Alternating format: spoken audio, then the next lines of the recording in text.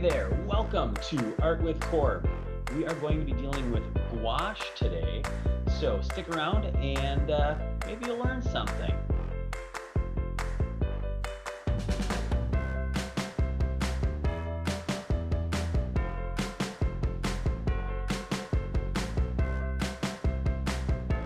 So today we're going to be dealing with gouache, and gouache is it's a paint similar to watercolors, and it's kind of like acrylics.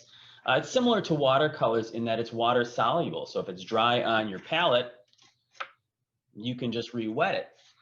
It's similar to acrylics in that it's a little more opaque than watercolors are. So we're going to get started right away. I've already got a small sketch from a photograph started. I'm important today. And we're going to start with a variety of different techniques. The first technique that we're going to work with is, as I talk to you from a distance, here I go, we're going to deal with staining. And what staining does is it's going to help me cover a lot of this space first. Move my water so I don't go off screen here. We're going to stain an area to kind of give us a good beginning point. So the nice thing with gouache, like I said, is you can wet it and it will simply, well, it's water soluble, so it's going to get wet again. So I'm just going to wet my gouache, and then I'm just going to use a very thin area of gouache to stain the surface. So this is where I think of it as very much like a watercolor. It's very transparent, very watery. So I've got a red background on my still life of boxes. And the nice thing about gouache is also we can rework areas, and we're going to do a lot of reworking with this.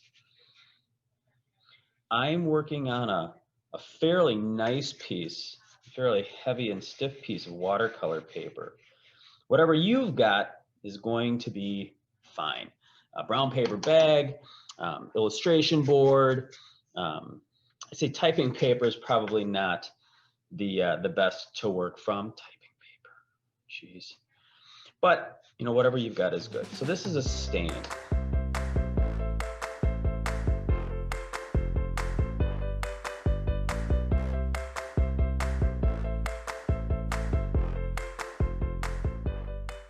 Well, after having gone through with my brush and very thin amounts of gouache, that's my stain. As this dries, another thing that I always tend to have around is a hair dryer. So hold on a second. Thanks for sticking around while I dried my painting off. So going from a stain, the next thing that gouaches are good with is making it an opaque layer. And rather than dealing with a very thin bit of gouache, I'm going to work with a thicker bit of gouache in here. So I'm going to not have quite as much water on my brush, and I'm going to look at some of the darker areas, these deeper shadows. So I'm going to use a much thicker bit of gouache. And I'll tone that down with a little bit of its complement.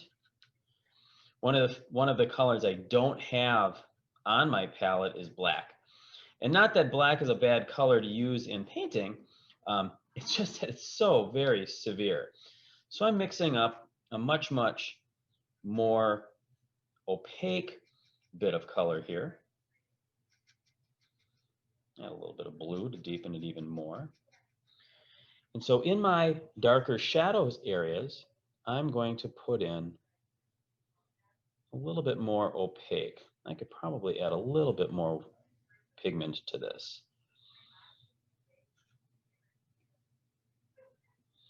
It's still pulling out some of that stain behind it, but this is a bit more opaque. It's a little thicker.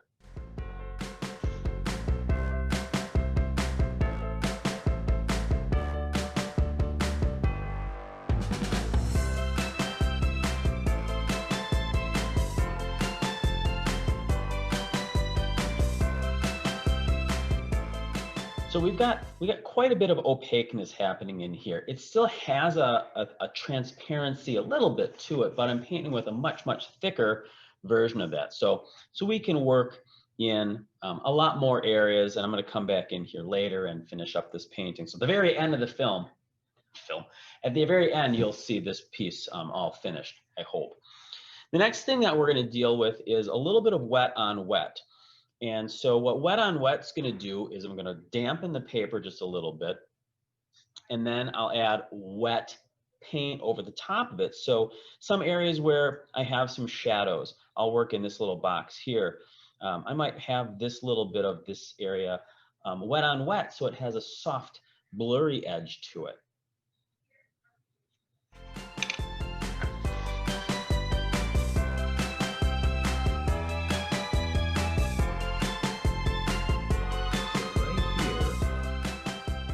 Against wet.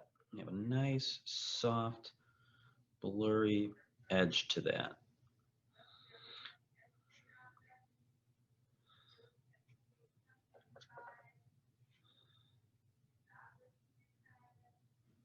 Wet on wet. You know, we use wet on wet techniques in watercolors as well. The difference between watercolors and gouache is we're not going to get that same sense of bleeding into the gouache that we would with watercolors. There's still going to be some softness to it, but not quite the same degree as we would with a nice watercolor. Let me finish up the top here.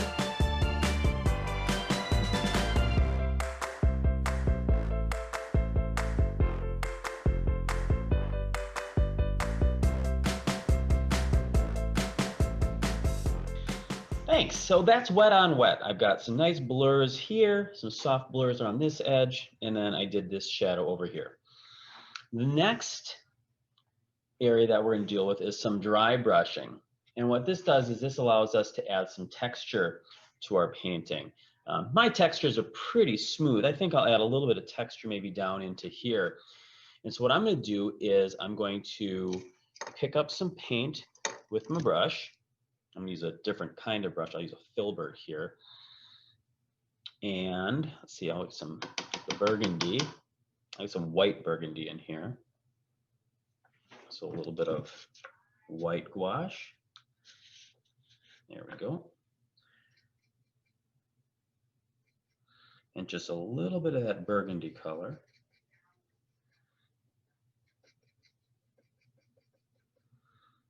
A little bit more white.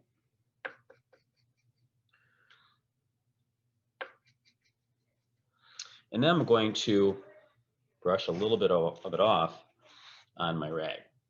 And now, oh, it's such a hard color to see. Let's try this a little bit more white.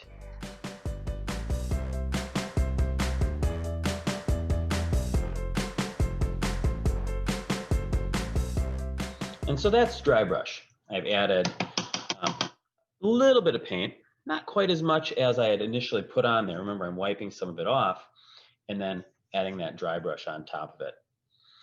Blooms are irregular splotches, and this is a lot of what we would normally see when we would deal with watercolors, where you drop that wet paint onto a wet surface and it kind of spreads out. I'm going to try some blooms up in here into this box where it's got some really nice shadows.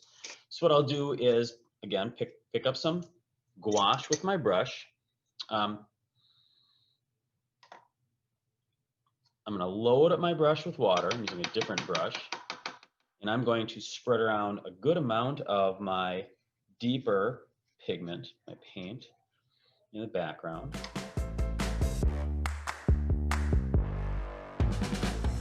And now while that's wet,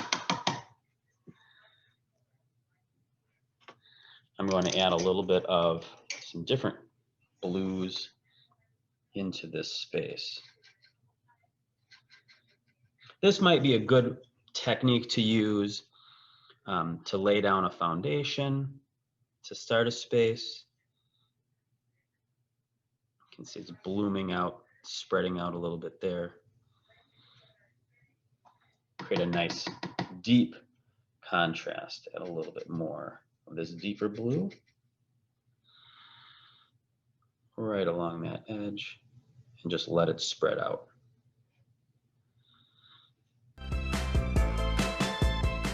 And then the last thing that we're going to do is we're going to be able to rework some dry areas. The nice thing is that with gouache, once it's dried on the paper, you can re-wet it with your brush and pick some of the paint up, and you can re-blend things in.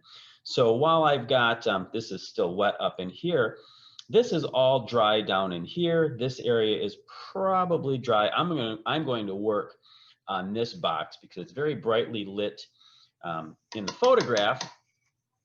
And there's a piece of tape that I want to work in. There's some darker shadows. So now we're going to rework some areas that are already dry. This is also a nice opportunity where if you get a good amount of white gouache, I've got some highlights on my box right here. I'm going to, let's put some bright white. If I can get some bright white in here. I might have to put a little bit of fresh white down on my palette. The nice thing with gouache is you don't need a lot.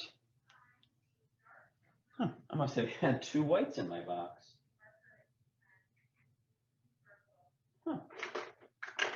That's funny. This is a titanium white. I'll just put a little bit up here. I'm going to put a little bit of white over the top of this box. And this white's just going to sit up here from now until I'm done with it, because I can rework these dry areas. Add highlights. So like an acrylic paint, you can rework some spaces. A good thing to do at the end for those last minute highlights, deeper shadows that you want to work in. So those are some of the techniques with gouache. There's lots and lots more that you can do with it, and some of these are just going to be you discovering them on your own. But thanks for following along with my short video. You're probably going to have to go to frankkorb.com to see the finished work, or artwithkorb.com. I'm not sure where I'm going to put it. I'll put a link to the finished piece in the bottom of the video in the information section. So thanks for joining me. Here's your 5 different techniques. We have staining, opaque layers, wet on wet, dry brushing, blooms, and reworking dry areas. I said 5, there's 6. Thanks a lot. Enjoy, go paint. If you have any questions, comments, or concerns, you've got my contact information beneath. Other than that, have a great day. Stay safe. Bye-bye.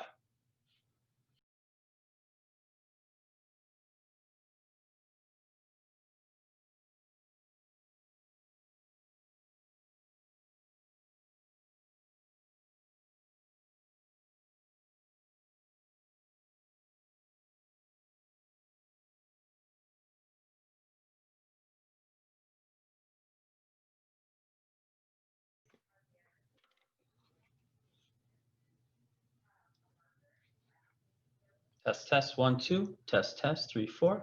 Okay, good enough. We'll edit this out.